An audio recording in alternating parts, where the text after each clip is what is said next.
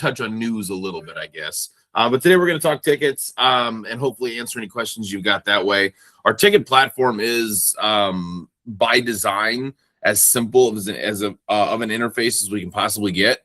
But if you do have, you need clarification or have questions on how certain functions work, please ask.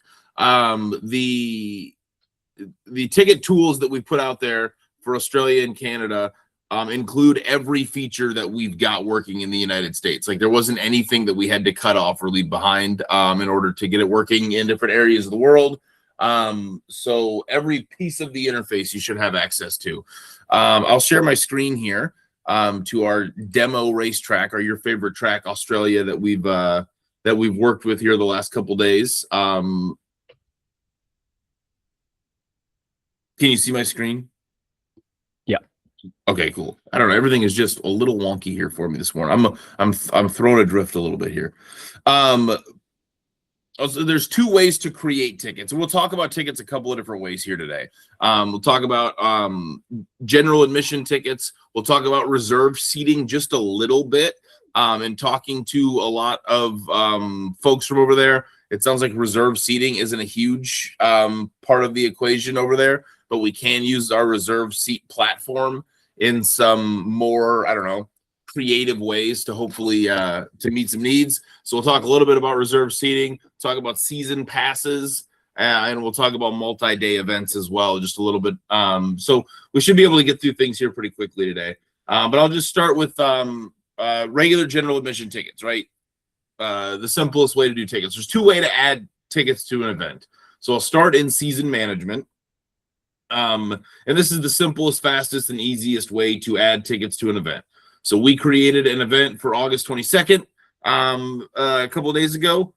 So I'll click on that event in season management, and there's a modal inside of the event viewer here in season management to add tickets. Simple enough, right? Add tickets to an event. I can either copy from previous events, or I can start from scratch. Next my way through that. And again, the interface is just really simple. There's a couple of options here that I'll kind of explain as we go through when you're adding a ticket to an event. First is the visibility, which this is pretty self-explanatory. There's two active statuses. So there's two ways to make tickets available for purchase. Active public means they're publicly searchable. I can go to the app. I can go to myracepass.com. If you do a website through us, you can go to your website. All those types of things. Tickets will be searchable. People can find them. People can buy them. Active unlisted is a little bit different. They are technically on and available for purchase, but they are not publicly searchable yet. So if in order for someone to purchase a ticket, if they're in the hidden or unlisted status, you have to send them a direct link. Typically, this really only comes into play for things like ticket renewals, especially with reserved seating. If folks are going to be able to renew their same spot that they had last year for a major event. The next one we've got on our radar is SmackDown, Kokomo SmackDown. If you're watching the non-wing style of sprint car, SmackDown's doing renewals here, so that's about to go live within the next, I think, couple days. But yeah, typically that's the way that's used. Pending, they've been created. You haven't done anything with them yet. Disabled, they're turned off. And archived is an automatic status that they go into after you claim your ticket money. And we'll talk about that as well. So statuses are pretty simple. There's two active statuses. That's the most important thing. If you want to turn them off, make them disabled. Availability dates are in here. When do they go on sale? When are they turned off? Pre-sale date is in here as well. This doesn't get used a whole bunch anymore. It used to be super popular, but it is still technically available. If you have a situation where for the first duration of time at the beginning of your ticket sales being turned on, they're at a discounted price. You can use the pre-sale option for that. So like if your event is the 22nd, but if I buy my tickets before the 20th, they're $5 cheaper, whatever. You can use the pre-sale option for that. So when does that expire? Description, you can put whatever you want in there. Custom message that people will see when they're purchasing the ticket. Other options for ticket types in here are the ticket types options that are in here. You can rename them. So if instead of kids general admission, you want to put kids general admission, ages 13 through 19. Great, do it.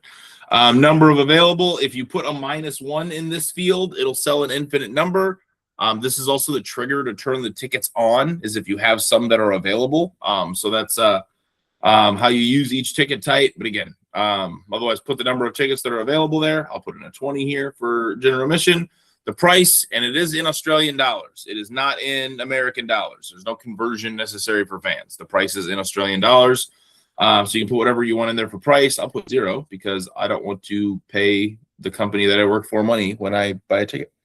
And then the pre-sale price that's in here as well that we already talked about. So really simple, easy to get tickets set up, right? When do they go on sale? When are they done selling? Which is always going to default to the event date at midnight. And then add in your ticket types and add. Perfect. We're there. There we go. Tickets are available and on sale. So you could theoretically start selling tickets to your events within 30 seconds of creating the event. Really simple, really straightforward process. You don't really have to think or try hard to make this work. Once you've got tickets for sale, there's a number of buttons that appear that I'll talk about, and then there, including the edit button over here. Sales is just going to be a direct link to the report showing you your ticket buyers. Obviously, I just created this. There are no ticket buyers yet, but that's where you can get to the sales. And there is a number of reports that you can run off of sales, all that kind of stuff. So we'll look at that stuff a little more detailed in a second. Share button is a direct share link to social media. I click that link. You can link a Facebook account to your My Race Pass profile, share the tickets directly there. So if you want to, put them on Facebook, you can. Attached ticket map is something that only I'll see. You guys won't see that, but if you do have a reserved seating map, that's where I would go to attach the map. And then view tickets is just giving you the public link to the tickets. There they are. Everything's good. There's also an edit button here, and that takes you to our ticket management screen, which is where we'll be for basically the rest of the webinar. Here is our ticket management screen. As from a fan perspective, fans buying the tickets, pretty simple for them. So I don't know, just go to the public link. You can search your favorite track or whatever racetrack, Ellenbrook or whoever else is selling tickets, to find the tickets that way. But it's really simple for a fan, right? Once I found the tickets, add in the number I want to buy, add to cart. There is a promo option here that we're not really don't have a ton of functionality around with. The driver referral one is really interesting. And I really hope to find drivers in Australia who are willing to, take part in this. We've got a number of tracks, and I'll use like Eagle Raceway as an example in Nebraska. They're giving out a cash prize for the driver who sells the most tickets for them. So basically what they're doing is they're enticing drivers when I log into a driver profile as a driver, I can create my own custom driver referral ID. So when I go to buy the tickets, and I'll do that now. I have a kid who races go-karts, so I'll use him as an example. I log in here, and I can create my own custom driver referral ID. I've done that. There's my driver referral ID. So when I am a fan and I can go and purchase tickets, I can paste in that driver referral ID and apply that. And now that driver is getting credit for the sale.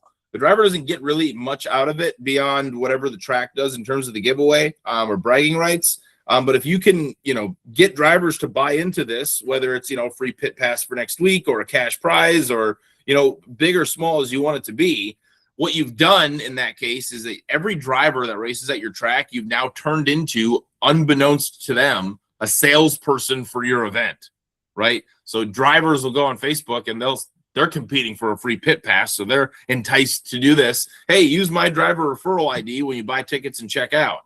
They don't understand or are aware, probably because I know race car drivers and I can't imagine they're much different over there, that they're actually salespeople for your event now. They just think that they're a part of a cool competition. So that's an option that you have. But again, as a fan, beyond that, super simple. I'll check out. This is where I would put in my payment information to make the order. Of course, my tickets are $0, so no payment information required. Agree to the terms, complete order, boom. Now the tickets are delivered to the fan a couple of different ways. One, via email. So we've sent an email directly to that fan containing their ticket vouchers. Two, in the My Race Pass app. If they have the app, they can log into the app. They can view all of their past orders, including getting directly to that ticket voucher. So there's a QR code via email, QR code via the app. There's also an option to text the tickets to their phone. Now I'll have to change -1 to the +1 to +61, right? But if I do that, I can type in my phone number. My tickets have now been texted to me if I so choose. So they get them automatically via email and via the app. I can also print directly from the screen, I guess, so that we really deliver it 4 ways. I can print right here, or I can text the tickets to myself via the screen also. So a lot of different ways, a lot of different options for fans to receive their ticket voucher. Yeah, that's really all it is for a fan in terms of buying. As far as the fee structure goes, it's a little different overseas. Our fee structure gets passed on to the fan, meaning that if your ticket is $20, you're going to get $20 of every ticket sold. We're not going to take any fee from you for that ticket sale. We do have a ticket fee per item of $280. You can see these tickets are $0. We do not apply the fee to a $0 ticket. So if you want to put your kids' tickets out there that are free online so you can better track how many you've sold, great. We're not going to charge the fee to a free ticket. But if the ticket costs money, we're going to charge $280. That's what we make off the ticket sale. And the entire cart is going to get a 5% fee. That 5% is how much it costs us basically with the credit card transaction. So $280 is what we make. 5% it pays the credit card transaction, but you're getting the full ticket sale price that you've posted, if that makes sense. And Mike and Scott, you can correct me if I've said anything wrong. No, that's all correct. Cool. And will that phone number be +61? Yes. If the My Race Pass account that you have is based in Australia, that will default to +61. Yeah. But I'm in Iowa, so that didn't apply to me. If you like sprint cars, Iowa was a good place to be the last couple of weeks. It's a couple of long days though, but good place to be. Okay. Long days is what we do here. Yeah, so I mean, from a fan perspective, really simple, straightforward, easy to buy a ticket. Second way, so there were 2 ways to add general admission tickets. Second way is just to come directly to ticket management, right? So if I just click the tickets tab, I call it ticket management because it fits in with the nomenclature, season management, race management. I call it ticket management. There we go. There's a green button in the upper left to add tickets. Now I select the event that I want to add tickets for. What do we just did the 22nd, right? So I'll go to 26, next. And again, it's the same interface now. I can either copy from previous or start from scratch. I'll copy from the last event that I just created. There we go. Same interface. Everything's the same. So really, I mean, like there's 2 really simple ways to add tickets to an event. Once I've got tickets added, the other options for the tickets tab. First off, all of them that appear at the top of the screen in red under the section that says needs attention basically just means that you haven't done anything with the ticket money at that point. So if I go to, I don't know, I'll use this one as an example. Oh, here we go. 128 tickets sold. I like that. So I'll use this as an example. I'll click on that event. The action that is required is this ticket payout status. So it's not the visibility, right? It's not the status of the ticket, but it's the status of the funds. So at the end of an event, you come here, you click this button that says confirm or refund, text yourself a code, and type complete or refund in the box. If the event happened, you type complete, we send the money to you, ACH, directly to your bank account once the event is over. The funds get sent on like American time, basically. So like late Monday night, early Tuesday morning, the funds get sent to you from us. And again, directly to your bank account. Typically that process takes a day. I don't know why banks wait to process funds. I'm not in charge of that. But typically the next day you'll have the money in your bank account. We found that if you use a really small town local bank, sometimes that takes 2 days. I'm not in control of their process, but we send the funds directly to you. If you type refund into this box, the same will happen in reverse. Instead of sending the money to you, we will send the money back to the fan who purchased the ticket. In the event of a rainout or cancellation, use this option. We refund the entire purchase price. We don't keep the fee in the refund. Like, we refund the entire purchase price. I know that there are ticket companies out there that'll refund everything except for their R280 fee. We don't do that. We give them the entire thing. There are options if your event has rained out, for us to, instead of sending money, to apply that to a different event. There's two options for that. One is we can migrate the tickets to one other specific event. So in the event, like if you have a rain out and you're having some kind of special night, special event type of deal, we can just, if you postpone it and reschedule it for another day, we can just migrate the tickets to the other event date. So we can do it that way, or we can migrate the tickets into a rain check punch card. And the punch card I'll kind of talk to you about in just a second. But it will basically be a list of events that you choose that ticket becomes redeemable for. So if you have regular Saturday night rain out and that ticket is now eligible to be used at any other regular Saturday night, we can migrate that to a punch card that includes all of the regular Saturday night events. And now that ticket becomes redeemable at any of those events. So again, if your event is rained out, couple of options. You can either refund them, you can migrate them to an individual event on your schedule, or you can migrate them into a rain check that you can use on any night that you choose. So options if it rains out.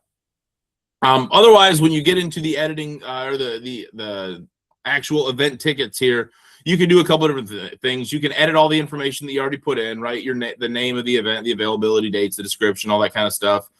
You can edit the ticket types that you've already included. Excuse me. So the ticket name, the number of available, the price, all that kind of stuff. If each individual ticket type is available, I should have chosen an event in the future. Let me choose an event in the future here. So some of this makes more sense. There we go. So I can edit the ticket types. When I'm editing the ticket types, I can also choose a ticket availability for each individual ticket type that I've got.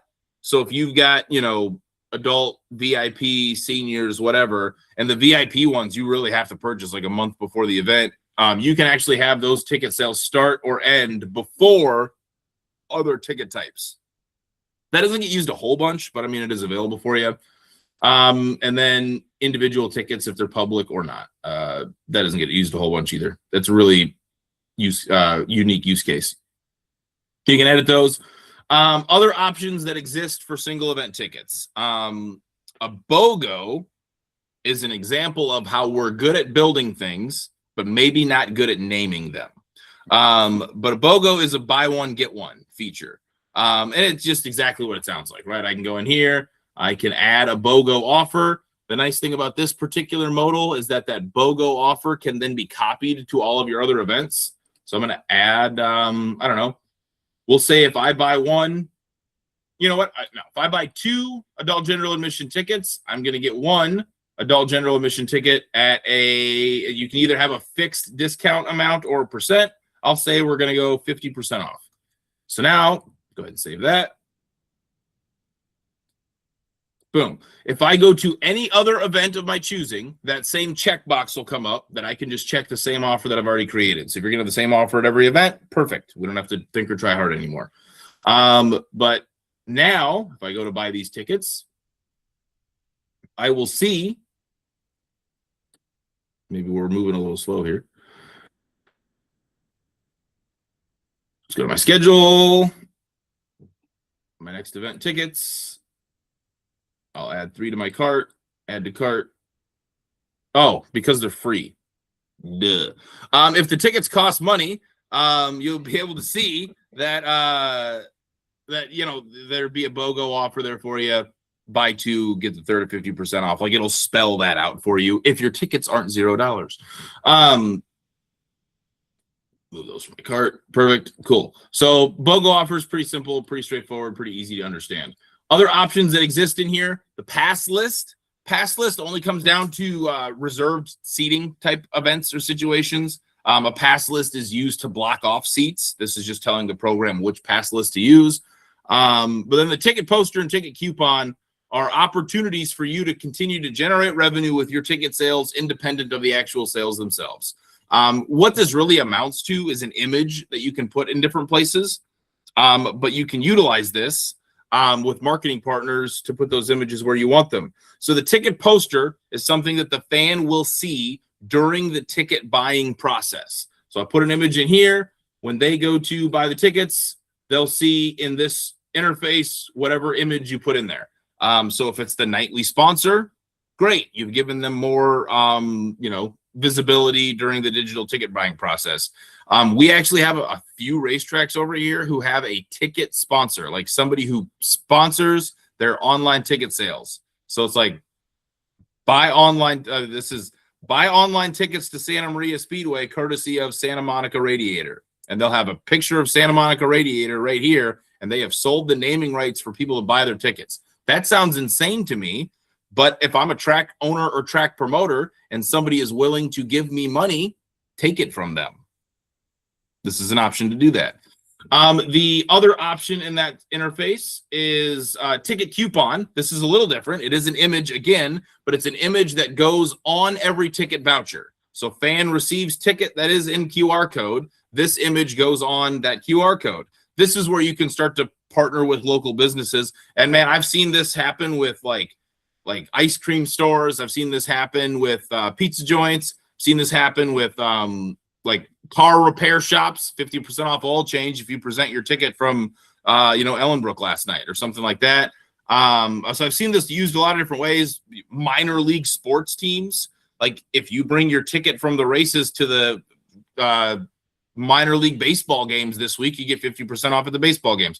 So whatever you want to do to like partner with local businesses, either way, this is fan facing. This shows up on the ticket voucher when they buy tickets and is an opportunity for you to get creative with some of your marketing partnerships in the community, which I think is cool and fun. And again, an option for revenue, which if you have an option for revenue, take it. So yeah, that's editing a ticket. Pretty simple, straightforward stuff there. And then also in this screen at the bottom are the same options that you saw in season management, the sales, the share link, the ticket map link, and the view tickets. The sales, though, I want to look at now that I'm at an event that has some sales. It's just going to be me, but that's okay. You can do a couple of things in this screen also. This is where you can process an individual refund.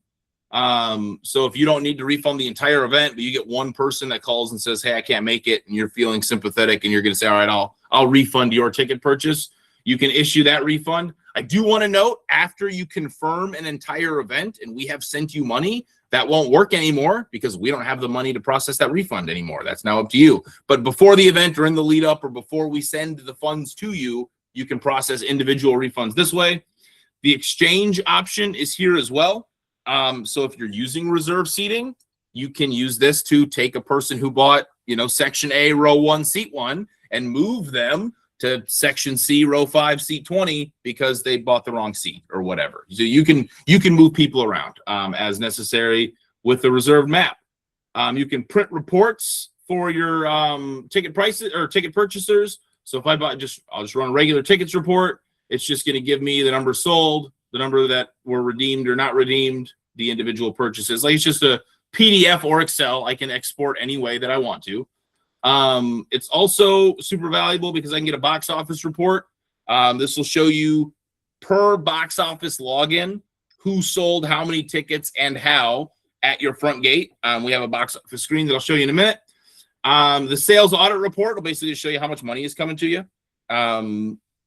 And then the customer's report is super valuable as well. I mean, we're talking name, email, phone number, and address information for every single ticket purchaser that you have for that event, which to me screams email marketing campaigns, right? Or if you've got some kind of mass text message service, I know some tracks are going to doing that. Now everybody who's bought a ticket is immediately part of your email list, part of your text message list, whatever. You have all of their customer data for remarketing purpose. Which again is the point of online tickets. There's a lot of benefits to online tickets. This is the biggest one, being able to house that data and remarket to them for future events. Immensely important. There's a couple of other screens that I'll show you that kind of give the same information, but yeah, this is just one way to get there. That's, I think, everything that I can think of to show for a single event from a general admission perspective. Any questions, concerns, issues before I show you a ticket map in a way that might be relevant to you? Cool. Mr. Scott. Milo's just asked if the phone number, the +61, will be set to default if buying tickets in Australia. Correct. And then I made a joke about I live in Iowa after that, so we're good there. You did too, and I remember that. I'm not functioning on all cylinders. Sorry about that. Oh, it's all good. It's all good. Cool. All right. Reserve seating maps. I'll go through quickly here. People think reserve seating maps and they think grandstand maps. And yes, I build a heck of a lot of those, but I also build reserve seating maps using that functionality for weird purposes that you wouldn't think of with reserve seating. Talking VIP parking, camping, pit stall reservations, a lot of things like that. I'm going to answer that question because that has to do with ticket redemption. Is it possible to see who has scanned through the gates prior to issuing individual refunds? Yes, and I thank you for this because I should have included ticket redemption in my original talk as well. So yes, you can redeem tickets a couple of different ways through My Race Pass, and in that sales report, you can see who has redeemed tickets. You can, there'll be another column that shows up right here for redeemed. Unfortunately, nobody is redeemed, so I don't see that right now. Let me do this a different way. Let's go to Kokomo. And let's look at tickets. That's old stuff. Okay. All right, cool. All right.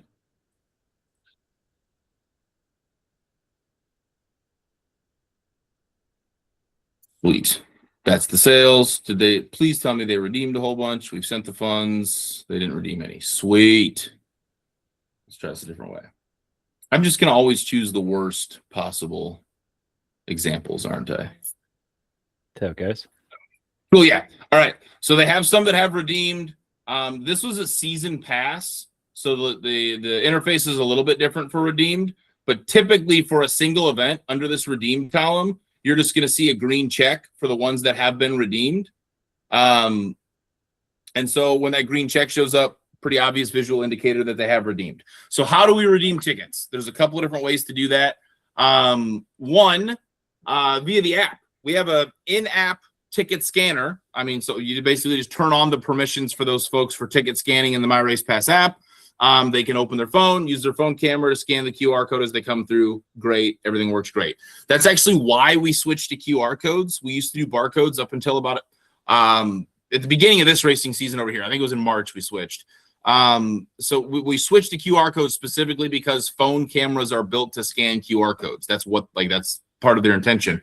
So we QR code scan with app.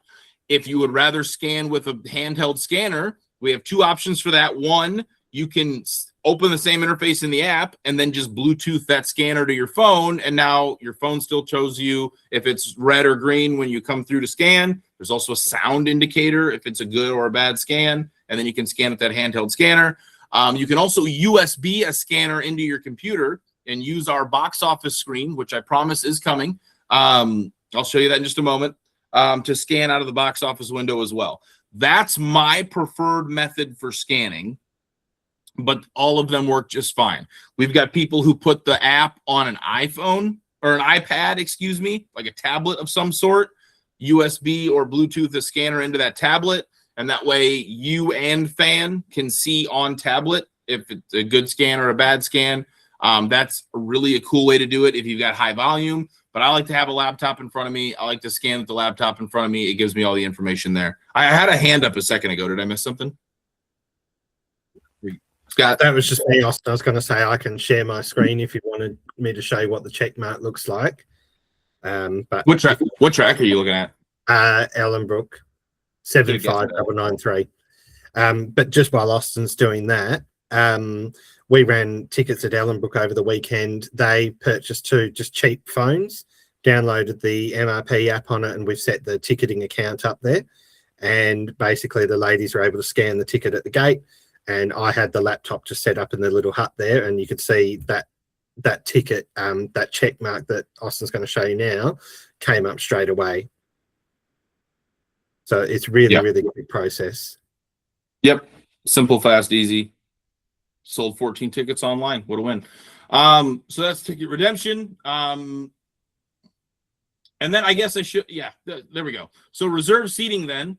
Again, and talking to mostly Michael Braggs, but also some other folks over there. It sounds like not very many places do actual reserve seating over there. So the example that I'll show here, I'll do, I just built a giant pit stall map for Maxis at Fairbury. So I'll use that as an example here. Come on now. We're just moving a little slow here.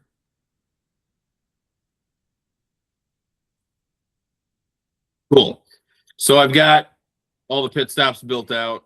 I've got a map key. They're colorized based off of the spot length. They also wanted me to type the spot length into each spot. You could do that or not do that. It could just be a blue or a green or whatever.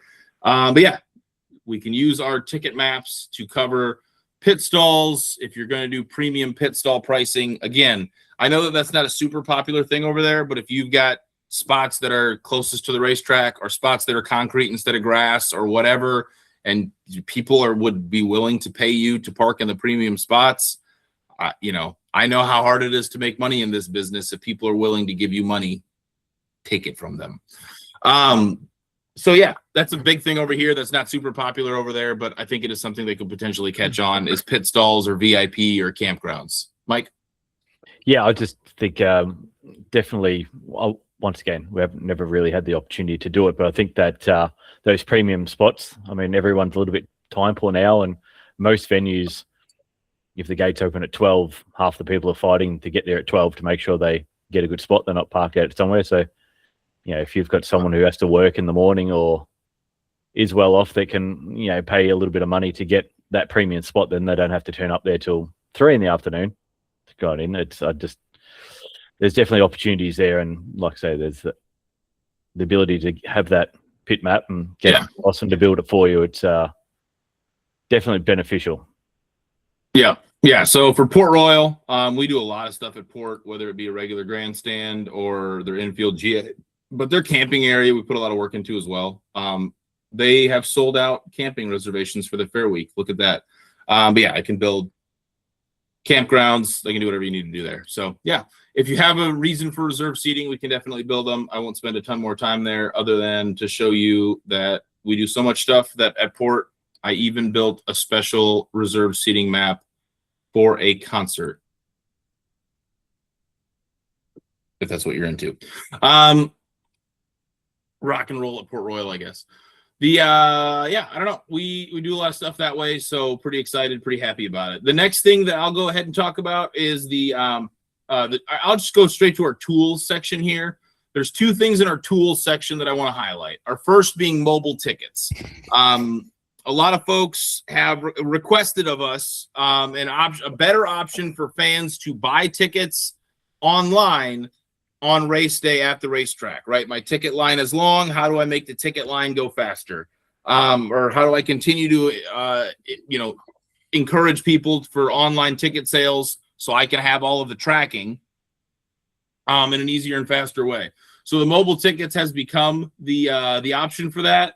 So it's what it is really is just a QR code that you can put at your facility anywhere, typically before the main ticket gate, far enough away to where if the line is long or they're seeing it before they get to the line, then they have the opportunity to scan, buy on their phone, and move right through.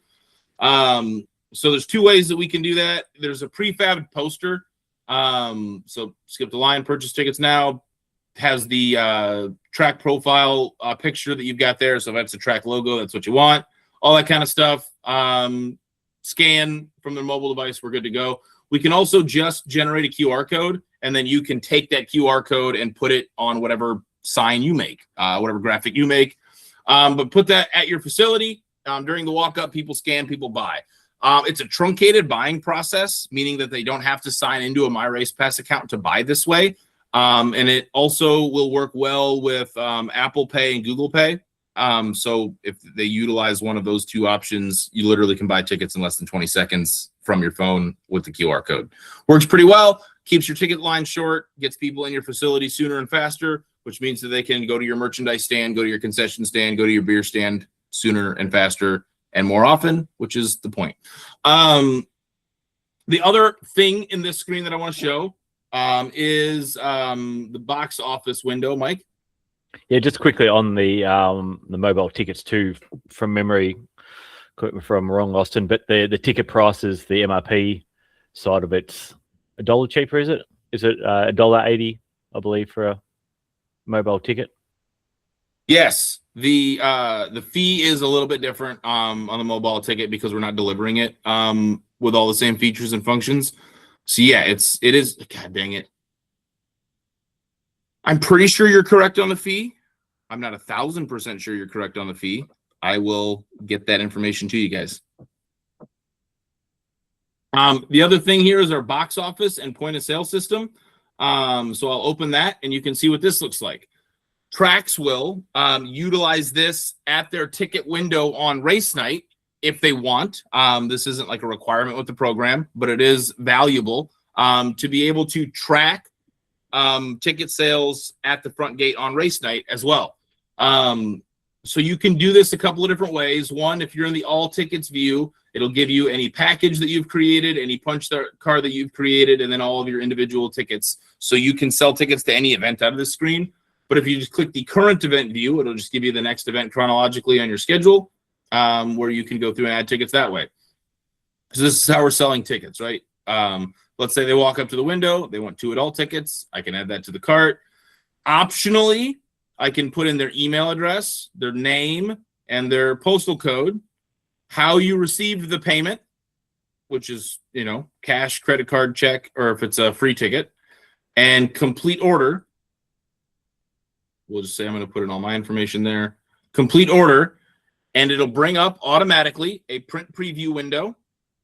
You can print it. I just use a Dymo printer that I got off Amazon, rip the paper off, hand it to them. They go to the main gate. It's the same QR code, whatever. So if you want to start tracking the customer information when they buy at your front gate, or also have a way to more accurately audit your drawer at the end of a night, and that's really where this is valuable, right? Is now I can, if you have multiple users in multiple windows, they can have their own unique and specific login. I can audit their drawer at the end of the night to see exactly how many tickets they sold, whether they accepted cash for them or credit cards for them or whatever, how much money is supposed to be in their drawer, and make sure that it's all correct and accurate that way, while at the same time gathering all the ticket buyer information. So you can still email market to them. You can still do all those types of things. So yeah, that's that screen. Pretty simple there. Once they have purchased, this is the screen that comes up where you can manually redeem. If you're not scanning, you can send them their invoice. So you can text their invoice to them, all those types of things.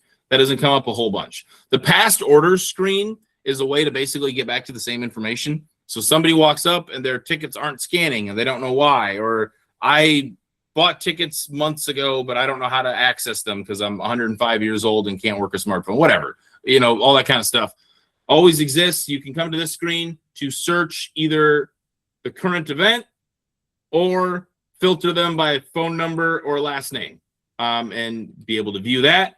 Once I view it here in the past order screen, I can reprint. So I can print the ticket, hand it to them. Hey, here's your ticket. Over there's where you scan. Enjoy your night. Or I can manually mark them as redeemed. So you're like, oh yeah, I see you did buy tickets to today's event. They've been redeemed.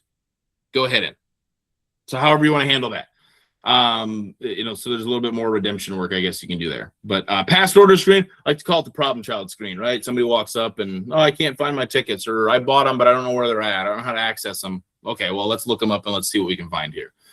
And then there's a redeem window here as well. I only have the demo event turned on this profile, but any event that you sell tickets for within 7 days of the date will be displayed here. I can go in, I can redeem them. The cursor always stays in the box. It doesn't. So all you really have to do at this point is USB a scanner into your machine, scan as they come through. This screen will turn green or red based off of if it's a good or a bad scan.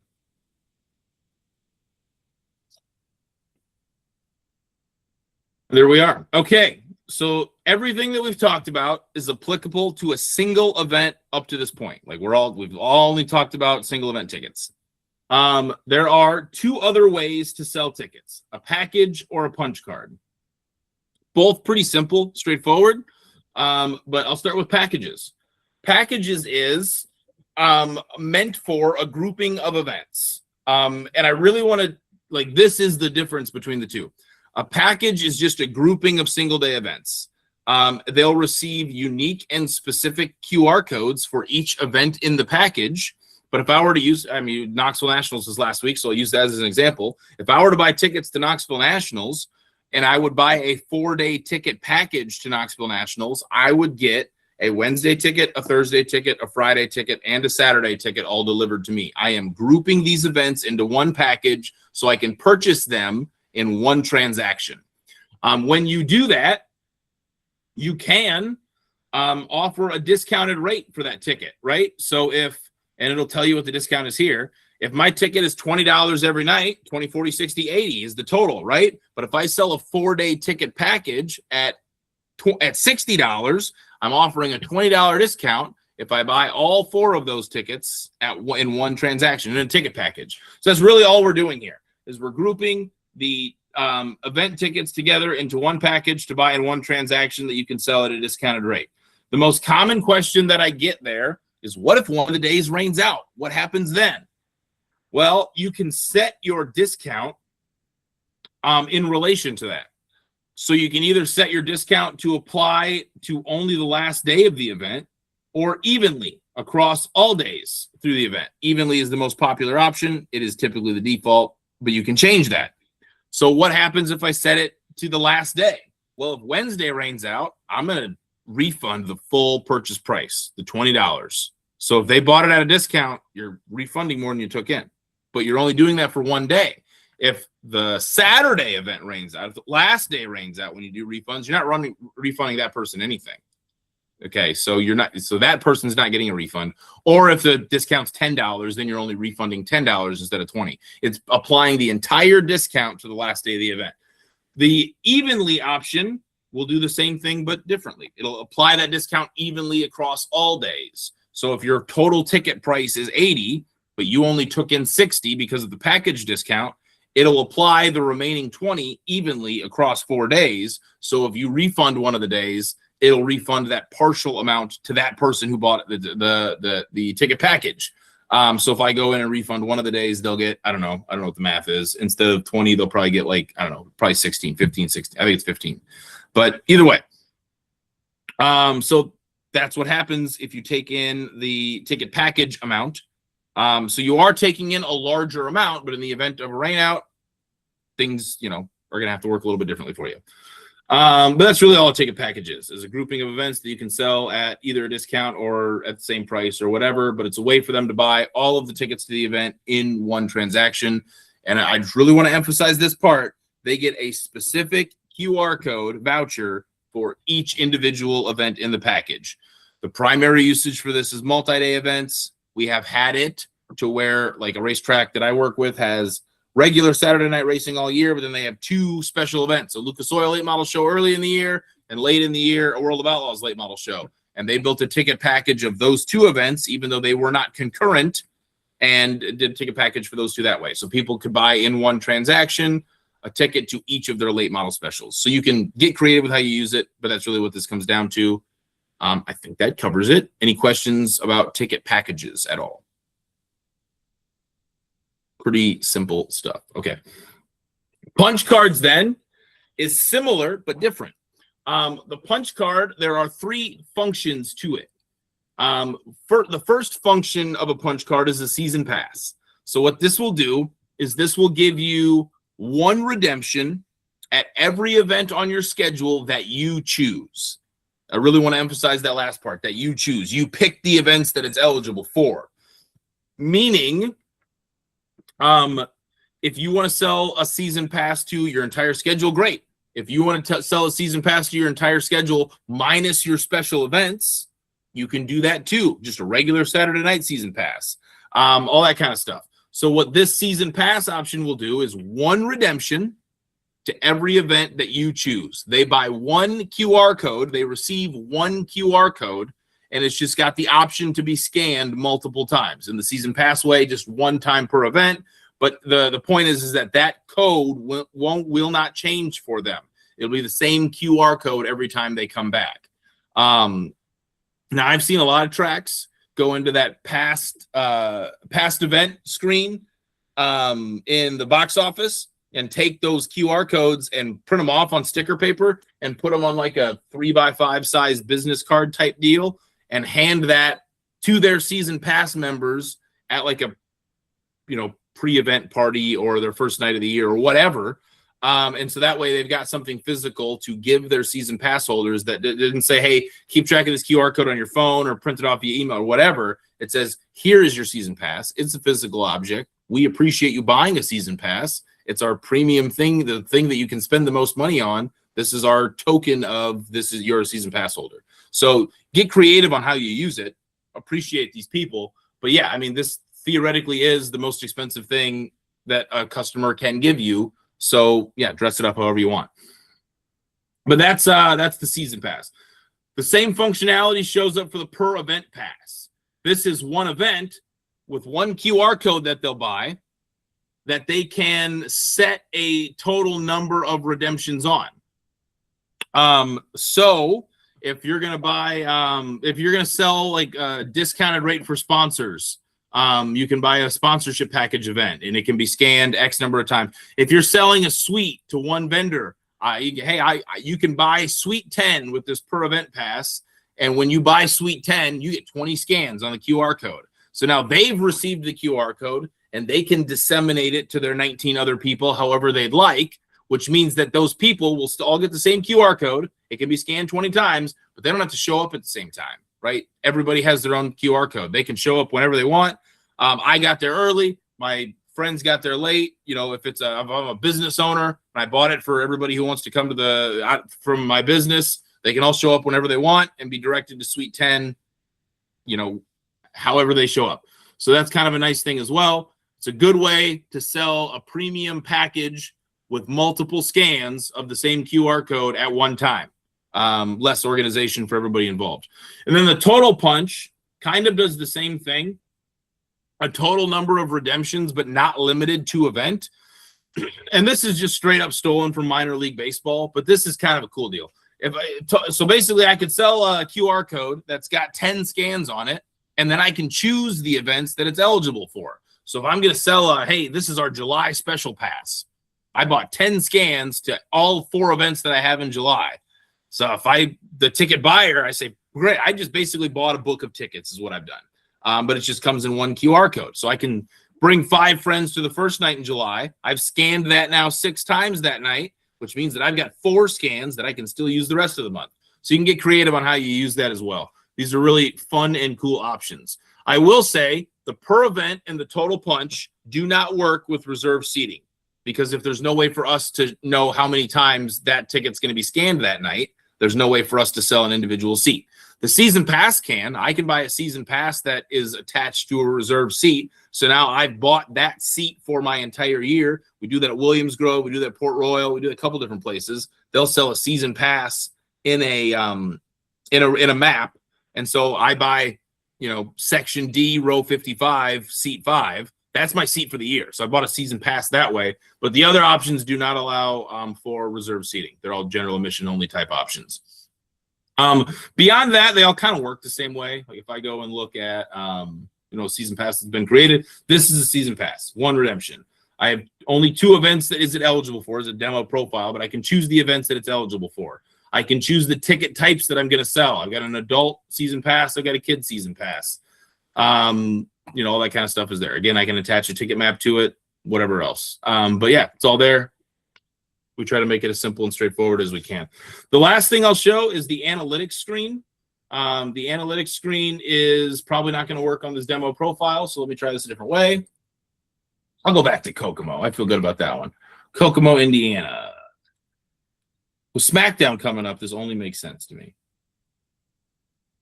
Tickets, analytics. Let's expand the range a little bit to include a larger duration of time, and filter.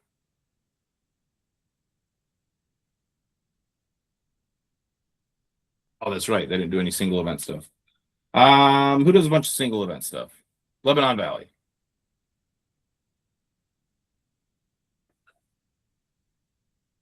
We'll do this. Okay, cool. This will make a heck of a lot more sense.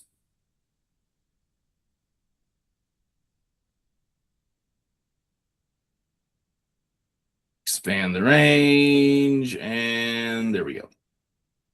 Come on now. All right. The analytics screen, we'll start with this heat map. This is the first thing that you'll see on the screen. Obviously, they only attract people from Eastern New York. I thought this was going to be better than that, but that's the way it goes. But yeah, I can use the heat map to see largely where people are coming from. That is like crazy how they only get people from a small part of the world. But hey, now they know, right? I can see all the tickets sold in that range, the unique customers, all that kind of stuff. The municipalities is an awesome option as well. 90% of their people are, that's crazy. They don't have any. This is the wildest analytics screen I've ever seen. They get people from like everywhere that doesn't, that's just nuts. Okay.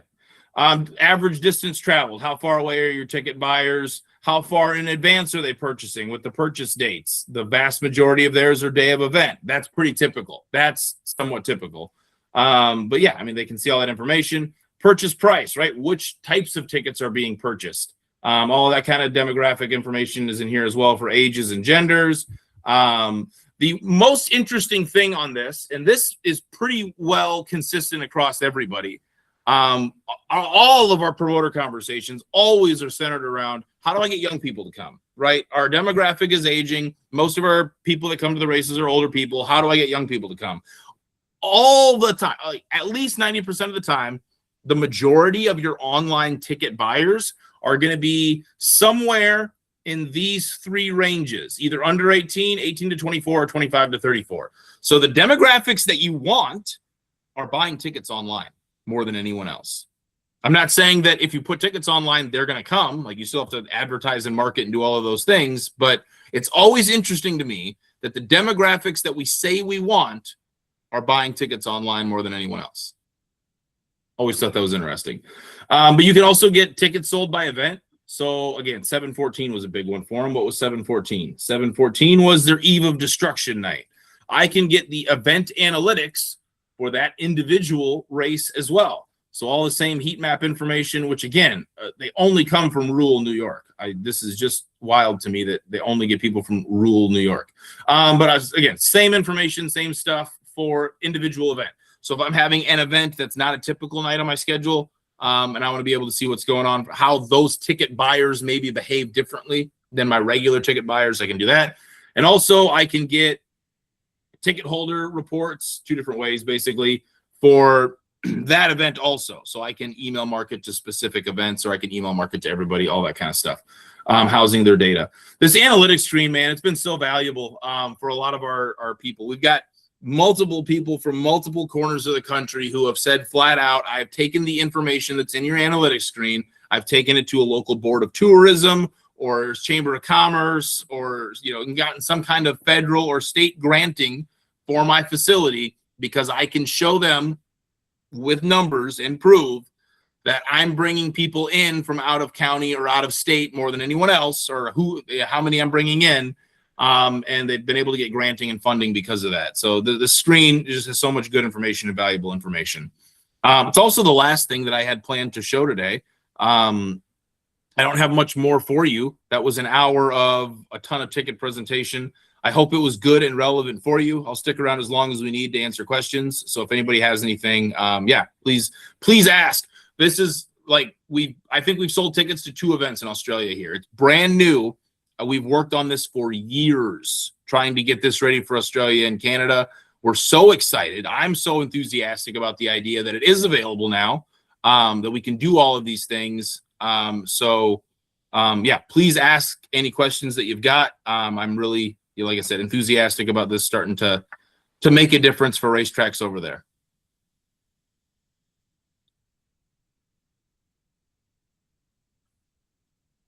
Go ahead. Yeah, just circling back to the ticket sales. Can the tickets be stored locally at the venue instead of online? So if they have internet problems or that, they still can redeem the tickets, or is that solely an online thing and depending on the internet?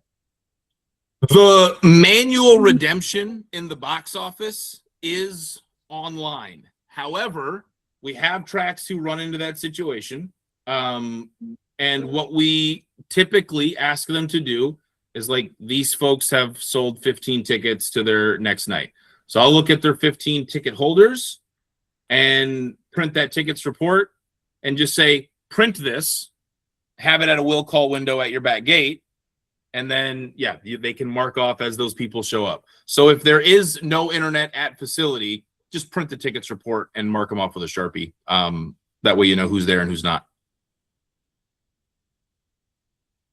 And then if you want to use the redemption metrics later on, you can go in when you are at a place with internet and go back to the box office and manually redeem the ones that did show up.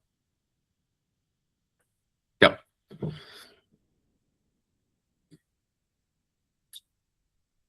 The only other thing that I'll mention here that I don't think I did is when it comes to the nominations part of it that Scott and Mike showed the other day, the financial aspect operates in exactly the same way.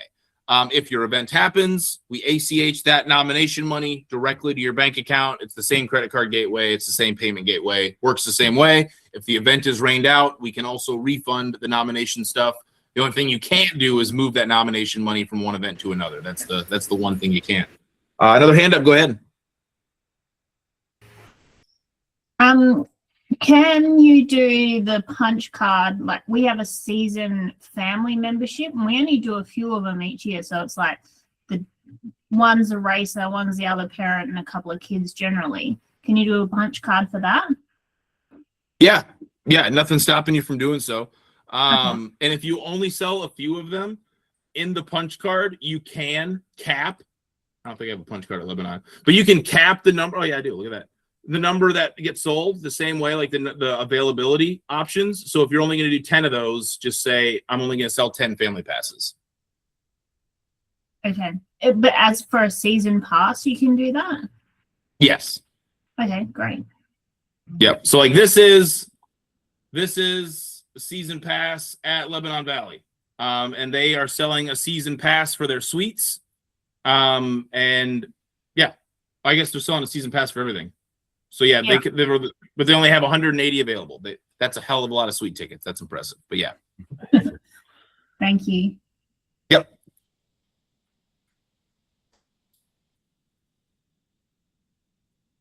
Cool. If you think of something later, email support@myracepass.com. And we will be around to answer. Now that we have a team in Australia, it makes a heck of a lot more sense for us to be able to answer as opposed to maybe one per day, like we were doing before. So we are all thankful for Scott and Mike for sure. But yeah, if you have questions, concerns, please feel free to reach out. I really appreciate you guys taking the time. This is the first time we've done the webinar type stuff specific and uniquely to Australia. So I really appreciate you guys taking the time. Scott, you get your hand up. Yeah, just one thing I forgot to mention. We also, obviously you'll get links to this webinar so you can watch it back, but we've also got a whole heap of support available on the My Race Pass website. So there's a heap of instructional videos that Austin's put together with a few of the other guys that literally give you step-by-steps of these videos, and it's all laid out for the steps of all these different things as well. So if you ever find yourself in a jam and you haven't been able to get hold of anyone straight away, that's another option. Yep. MRPhelp.com. We also have a YouTube channel, which is where these will be. If you found over the last hour that you really like listening to my voice, you can hear a lot of it at youtube.com/myracepass.